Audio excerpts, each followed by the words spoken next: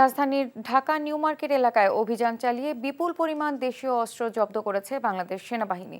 শনিবার রাতে সেনাবাহিনীর 23 ইস্ট বেঙ্গল রেজিমেন্টের সংবাদ সম্মেলনে এই তথ্য জানানো হয়। সংস্থাটি জানায়, ঢাকার অলিগলি থেকে শুরু করে ব্যস্ত সড়ক, কিশোর গ্যাংয়ের শোডাউনে দৃশ্যমান অস্ত্রের বেশিরভাগই যাচ্ছে এখান থেকে।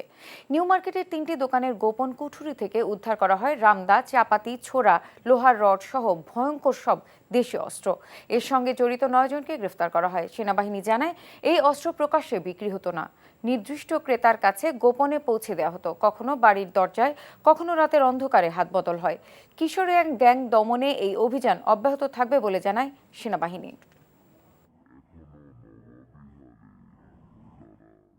এই আইটেমগুলো সন্ত্রাসীদেরকে কোনো একটা জায়গা থেকে সাপ্লাই দেওয়া হচ্ছে এবং গোপনে বিক্রি করা হচ্ছে, এবং কিছু কিছু সময় তাদেরকে ভাড়াও দেওয়া হচ্ছে, এবং কিছু কিছু সময় ফ্রি ডেলিভারি দেওয়া হচ্ছে, হোম ডেলিভারি দেওয়া হচ্ছে।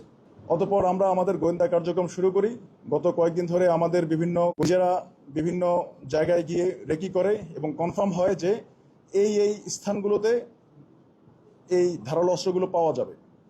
অতঃপর আমরা আজকে নিউ মার্কেটে গিয়ে 3 থেকে 4টি দোকানের মধ্যে তল্লাশি চালিয়ে আমরা এই ধারালো অস্ত্রগুলো উদ্ধার করতে সক্ষম হই। বান্ডেল থাকলে প্রতি সেনমানিতে টাকা বাঁচবে। বিকাশ সেনমানি বান্ডেল কিনে জিতুন প্রতি লেনদেনে।